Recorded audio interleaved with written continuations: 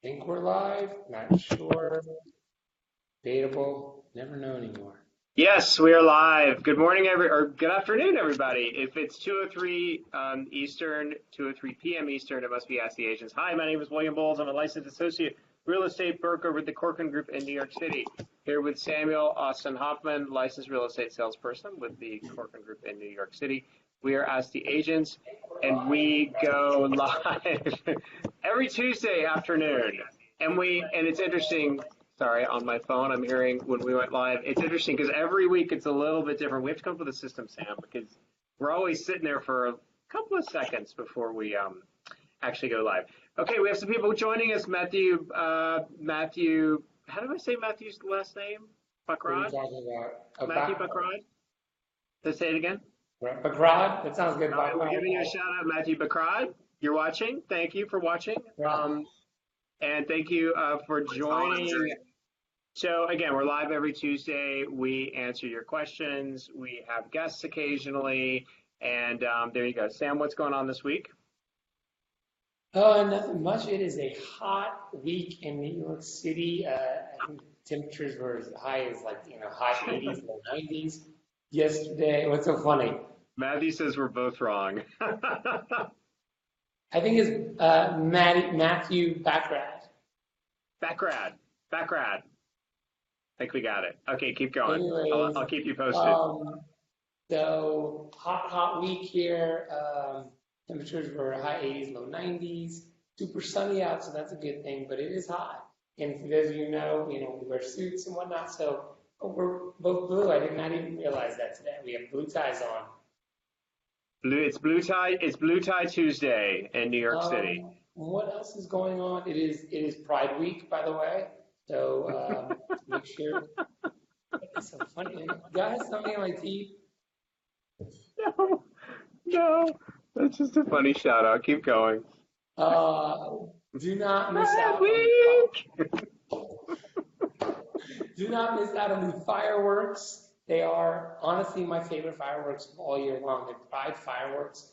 It's like a 30-minute show. And why are those fireworks better than the Macy's July 4th fireworks? I hate because they do it right. They do it right. Because they do it right. Guess what? Matthew Bakrad agrees with you because he just gave us a little rainbow. So there you go.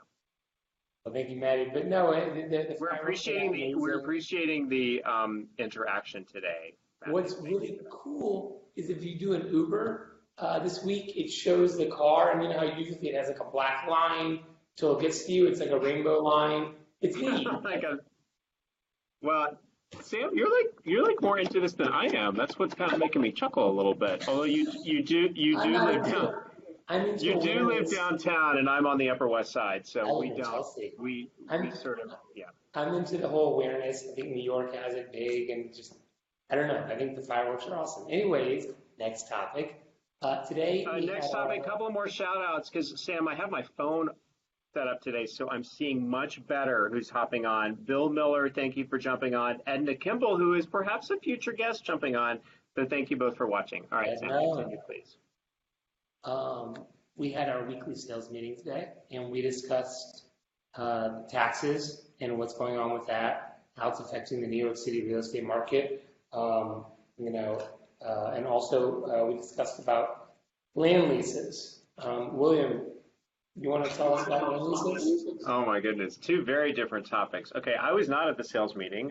However, I can talk about. No. I can talk about land leases because I tell you what, I have a buyer right now who's looking at a land lease building, and so here's what I can tell you about land leases.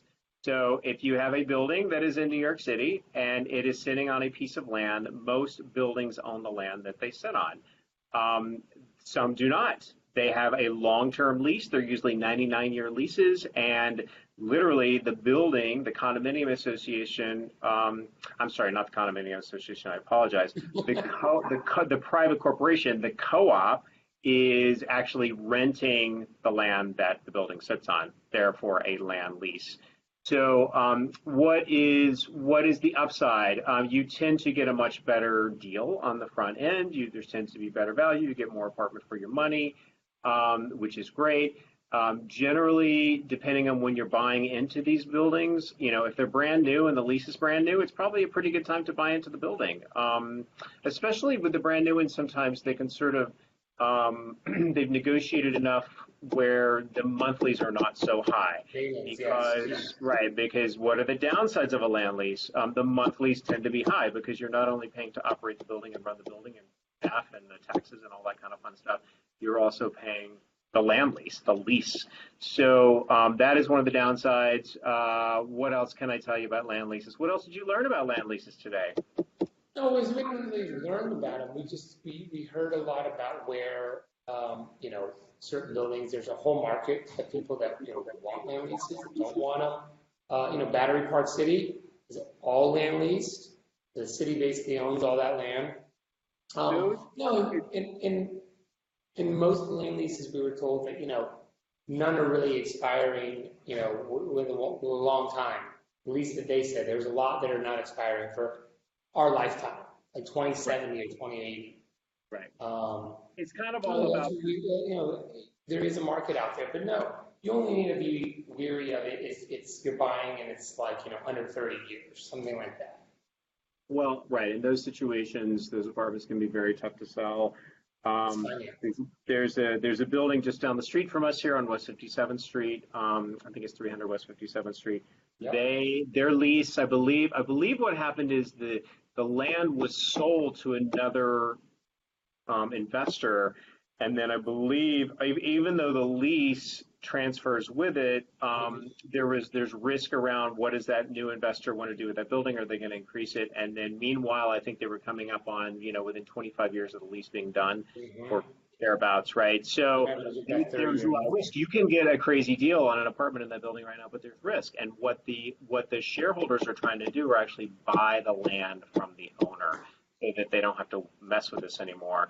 But what that's doing is increasing the monthlies, and it's either an incredible opportunity or incredible mess, depending on how you look at it, which is an interesting part of the discussion because people look at land leases two different ways. Some of them see them as opportunities.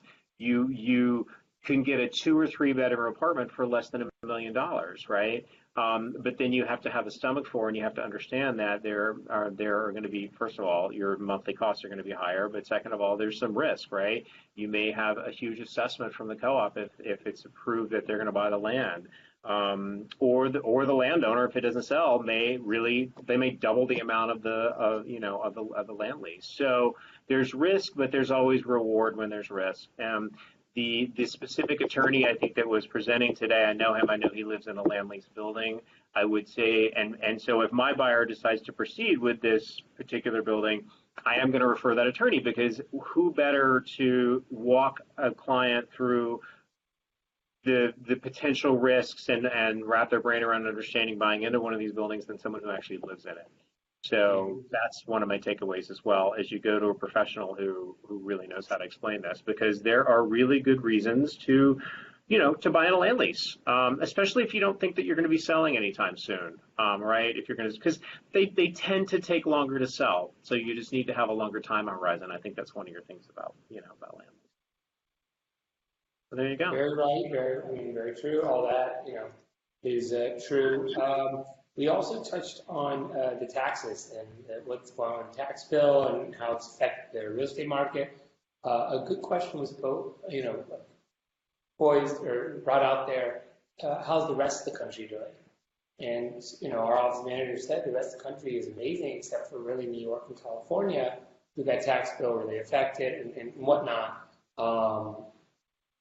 Any words on that? Any take? I'll touch on it some more, but.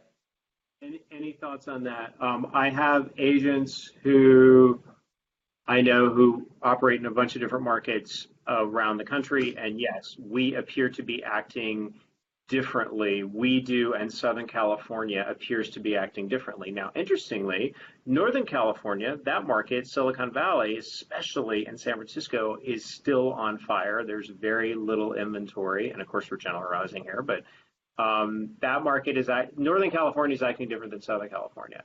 Southern California is acting more like, I would even narrow it down to specifically Manhattan. this is a Manhattan market that's acting very differently than the Brooklyn market. The Brooklyn market's a little bit softer. The Manhattan market is considerably softer. So those are my thoughts. But yeah, whenever I talk to almost any other agent, and that's why we love having agents on from other markets because they can speak for themselves. But they're rolling, man. If you home builder numbers are strong. Yeah, Nashville, I mean, and Oregon. Well, I think there's a lot of places. I think Florida's doing well. No. I'm just doing well. Which I was saying too, in particular, Oregon's getting a lot of Silicon Valley companies are buying in there. They're doing really well. These are just what was mentioned in the meeting. Nashville, on fire right now. But there is a bright side to this. The numbers came out and whatnot, and overall the office manager and as well as the sales meeting this past month was getting better. It is getting better. Yeah, we appeared to have a dip. We appeared to have a dip in the first quarter, and that appears to be changing. Even just very. If I can only speak to my listings and what they're doing, there are more showings happening in the past couple of weeks. I had a deal come together over the weekend, which I haven't done in a while. So I personally think that the market's picking up a bit. Sam and I are about to list something down on East 24th Street. I think we may be listing at a very good time. That's what my senses tell me, but the market will tell us. It's spidey senses. My spidey senses tell me that, but we shall see. We've certainly had other markets that had a bit of a pop in June and July, and it looks like we may be doing that again, and that's good news. And also it was touched on that it is obviously still, and I believe it's still a buyer's market, especially when it comes to new development. There's deals to be had.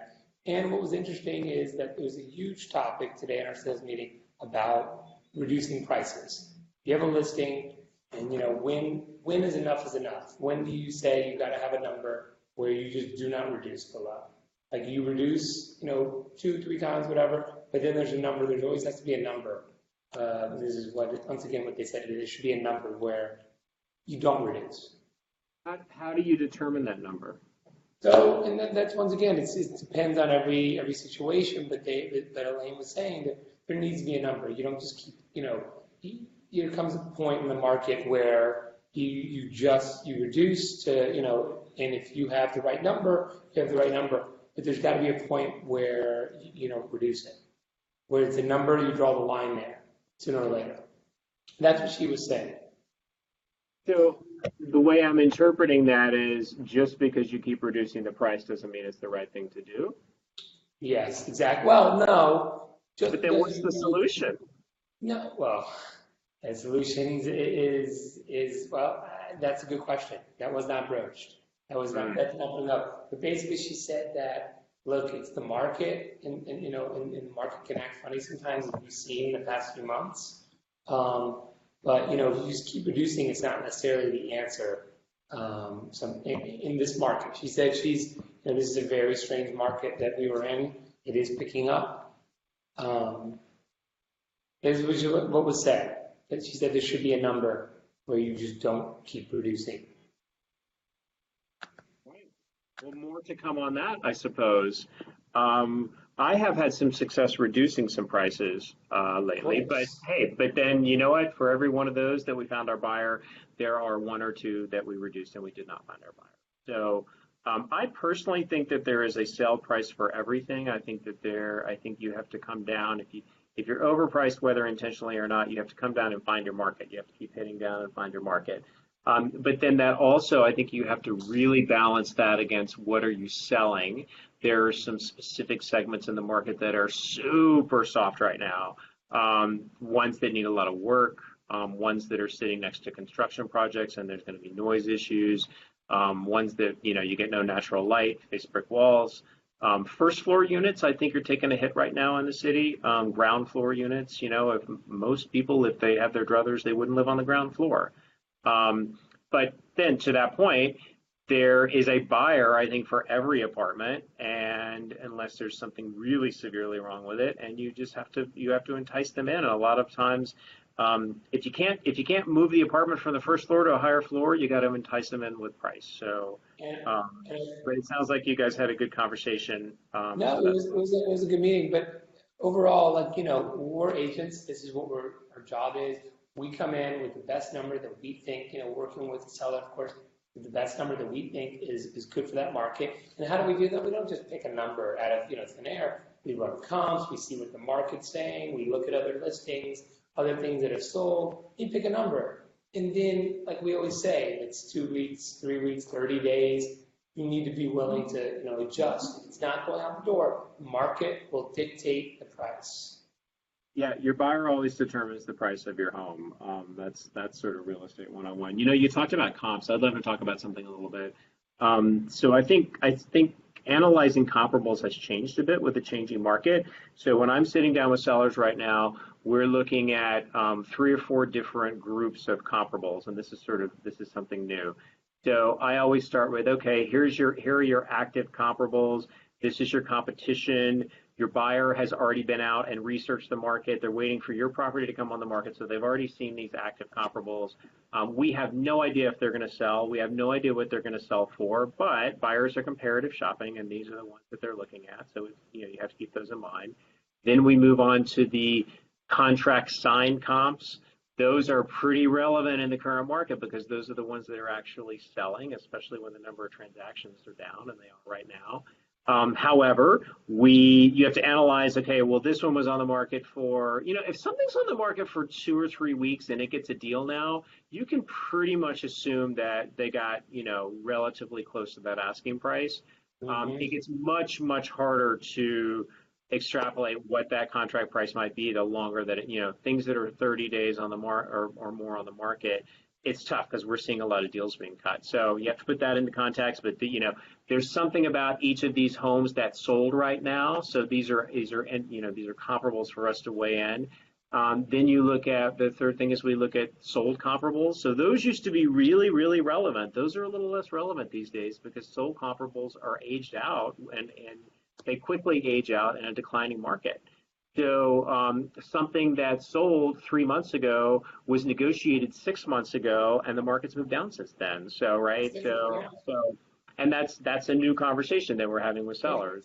Exactly, and the sellers will see that, because any seller these days is so easy to access information, whether it be street easy, corporate, wherever, they can see what sold recently and whatnot. So then they get ahead, and of course, I would be the same way. Then I get a number in my head. Oh, my apartment could be this, but you're not taking into account all those different factors that come into play, especially with a market that's on the move like this. Well, so let me give you the 2 last groups of comparables. So if we have actives and we have contracts signed and we have solds, so the new one that I'm talking to people about is the ones that went off the market. So, and there's a million different reasons why things would go off the market, but we'll just say, hey, in your category, 2-bedroom, 2-bath on the Upper West Side, for example, these 10 homes went off the market in the past 45 days. Wow. And some of them are overpriced. Some of the people maybe decided this wasn't the market for them and they weren't going to sell. So, but it's important, I always say, look, we don't want to be in this bucket. We don't want to be the ones that went off the market and didn't sell. So those are relevant too. A lot of those are overpriced, and you can sort of point to those for case studies. And then the final one, it's you basically, you figure out your absorption rate, right? So you figure out, okay, if you look at a 2-bedroom, 2-bath on the Upper West Side, and if we had, 24 that went into contract in a certain amount of time, and there's, let's say that there's, I don't know, I want to give you like a real number. 240 sounds too much. But let's say there were 24 that sold, there were 240 on the market, the math's easy. You need to be in the top 10% of listings. Those are the ones that are going into contract. That's sort of a very dummy way of doing your absorption rate. But the example that I give when I have real data is, look, these are the ones that are actually selling. There's these that are piling up, inventory slowly piling up. We need to be in that top 10%. And giving them that visual of like, we literally need to present you in the top 10% of the market or you're not going to go into contract right now. That to me is a very powerful message to sellers. That's helping me get sellers to understand, especially if they're trading up in this market, if they're buying and selling, they understand it. They're like, okay, I get it. I'm going to make it up on the buy side. I'm going to sell for a little less than I thought I was going to, and it typically works out. And that absorption rate conversation helps them. It's interesting. We're definitely you're in a market where you need to bring knowledge to the table. It's not just, oh, we're going to take pretty pictures and shoot a video and kick back and wait for everyone to show up. Because guess what? They're not showing up unless you price it right. And that was one last thing we touched on in the meeting today, the sales meeting, was that someone brought up a comment saying, I did an open house on Puerto Rican Day Parade. I did a Sunday, which is a parade. I did an open house on Father's Day, and they were like, it's quiet. But then Elaine was quick to say she's done with that because Mother's Day was a huge turnout for a lot of people. And if at the end of the day, it's what you always say, it's what you should say. If someone wants to see an apartment, they're going to see it. Doesn't matter if there's bad weather, doesn't matter if it's a snowstorm. Sure, these kind of things could maybe a little bit, but at the end of the day, guess what? The next day is always around, and they could ask for showing the next day. So if someone wants to see an apartment, they're going to see it. You can't keep making excuses. Yeah, I'm with you on that. And you and I have had these conversations in the past, Sam, when we've had very low turnout. I mean, you could always come up with a reason. It wasn't nice enough outside. It was too nice outside. There was sort of a holiday. You can always come up with an excuse. If people need to see an apartment, if people really need to buy and sell, they're going out to see it. They're going out. It's Father's Day on Sunday. Someone will see it on Monday. Exactly. So I actually think what I'm seeing a little bit in our market is people are pulling back a little bit on open houses. I'm doing it certainly with some of my listings, and then we're just showing by appointment, right? So if someone wants to see the place, you need to make sure that it's obvious to people that it's still available. So that may be by featuring it, on Street Easy as a featured ad or something. So you have to tip them off to that. You can also, some people are definitely doing by appointment only open houses. I personally don't do those because I'm always concerned someone's going to show up at the building and not tell me that it was, that they were coming and then no one's there. How do so you're saying you're cutting back on the open houses, you're doing by showings. Your sellers, how do you convey that to your sellers? So it really depends. If I have been hosting open houses and we have a couple of Sundays where no one's showing up, then it's definitely time to take a little bit of breather, right? So how do you communicate that to seller? I think that I think the last thing that you want to convey to the market is that no one's coming to see your home, right? And if you're having an open house and someone comes in and they're in there for 20, 30 minutes and no one else comes in, and if you're still old school with an old school sign-in sheet, and if they're the only name on, it's like you don't want to send that message, right? What you want is for people to be there at the same time and feel competition. If they have a private appointment, they don't really know who's come just before or after. It's always great when you've got like 10 people in there at the same time. So that's actually one of the scripts or the stories that I use with sellers. It's like, look, why put ourselves at a disadvantage? I don't even go into the fact that it's a complete waste of me or my team's time sitting there for an hour and a half. That's not really the seller's problem, but quite frankly, we're all business owners and we need to figure out where our resources maximize our time. Exactly. So I think there's two things. You need to look and see what do you really need to be spending your time on. Absolutely, if a building allows open houses for the first several weeks, you need to be doing open houses, because even if you're unfortunately overpriced, you may meet another potential seller who comes downstate, right? Like there's a million reasons to do open houses. Well, and we're very fortunate in this market. Our open houses tend to be an hour and a half. I mean, maybe 2 hours. You get outside of the city, they're holding like 3 and 4 hour open houses. I don't know how they do it. I see some that are like 6 hours from like I mean, what are these agents doing in that home for like 4 or 5 I hope we have a hours? TV on or some kind of something. I hope to this day, one day I'm going to have an open tell myself where I put on a whole cooking demonstration. I think it'd be awesome too. I think you got to find the right seller that's going to let you cook in their kitchen. Cook in their kitchen and like bring it on in. Like all you need is bring an appetite and come check out this open house. We're serving up a storm.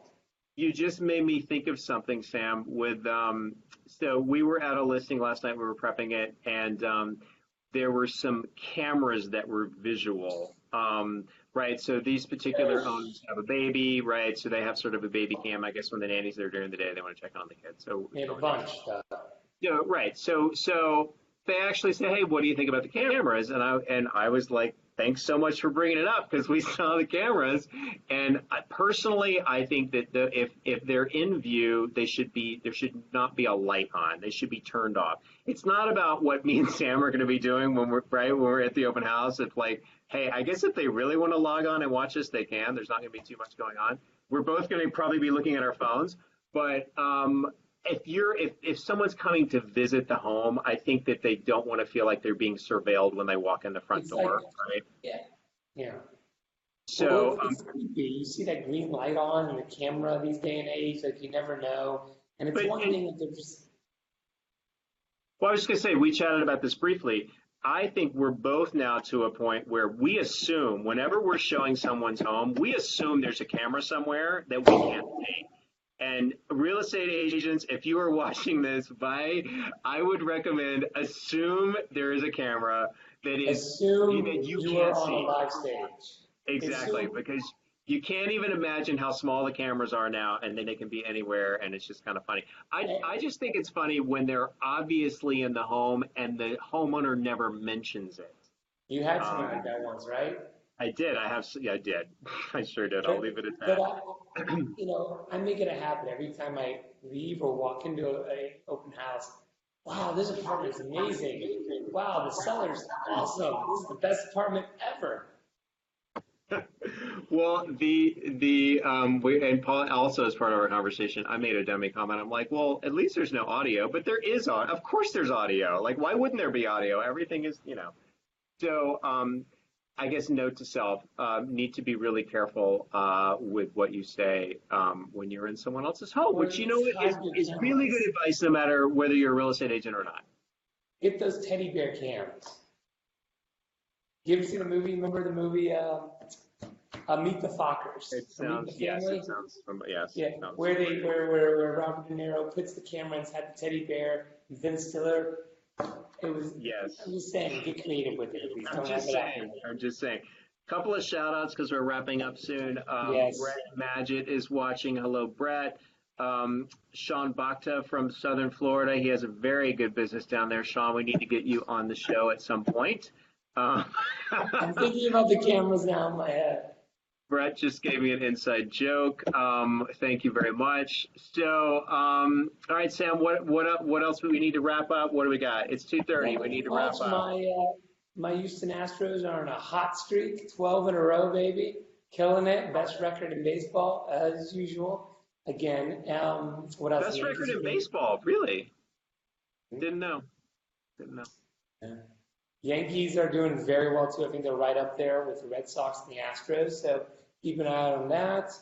We have the U.S. Open Sunday. Brooks Koepka won for the second year in a row the U.S. Open. It was a close one. Phil Mickelson, I don't know if you saw it, William, had a breakdown. Literal breakdown. I'm sorry? How did that manifest itself? He, on the 13th hole, he shot a 10 at a par 4.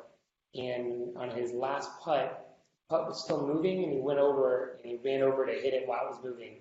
They gave him a penalty, and he was just very upset about it. He was like, he shot 17 or 18 over par that day. So it was a big story for one of America's number one golfers and favorites.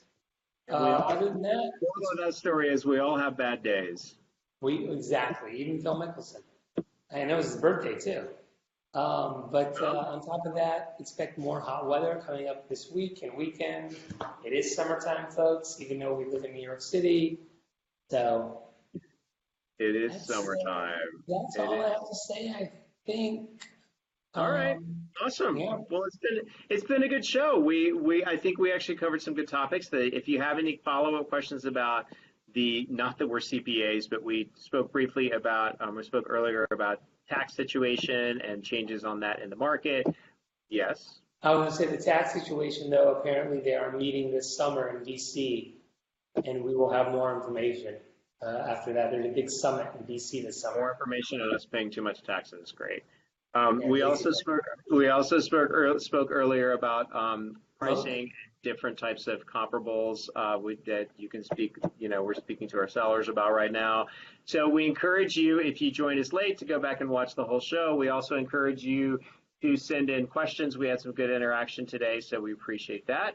Oh, you know what? Wait a minute. We had a carryover question. We're going to end up with a carryover question. I can't remember who asked. Steinberg. Right, and he said, "Why buy?" What did he say? Why buy? Why is it a good time to buy in New York City? Isn't that right? I'll look it up. Hold on 1 second. I'll tell you. I believe it was, "Why is it a good time to buy in New York City?" I will answer that in a couple of sentences. Because buyers have a lot of say right now in what he says. Oh no, keep going. Sorry. Buyers have a lot of say. They have more say right now than they have in a while because we're in a pretty good buyer's market here. Yes. He asked just in general, why should I buy in New York City? Overall. All you need to do is look at a 30-year chart of pricing and valuations in New York City. Basically, up, even though there's dips, of course, over 30 years, it's proved to be a very good investment. I think back to, I sort of started paying attention to real estate, call it 1998, 1999. I know of an apartment in particular that sold for about $1 million at that point. And the thought was it would never be worth more than that. And these days it's going for like 2.3.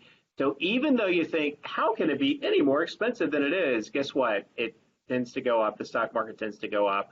Of course, we have corrections. We're in the midst of something right now. But New York City generally is a good place to buy. If you have a mid to long-term time horizon, don't think you're going to come in and make a quick buck in a couple of years. It doesn't work that way here. You got to put your big boy pants on when you buy in New York City, but it can work out very well for you. And what I always tell people, honestly, New York City real estate is like a blue chip stock. You know what, it might not sell off, it might pay off for a few years, but eventually New York City real estate is a hot commodity. And I think it really depends on what you're buying, right? If you're buying quality, if you're buying in a good location near public transportation, maybe you're near Central Park, like there are certain things that are good in any market. Certain views, if you can afford to pay and live on Central Park West and get a view of the park, that is going to be a good investment over time, no matter what the market is. Yeah. All right, good conversation today.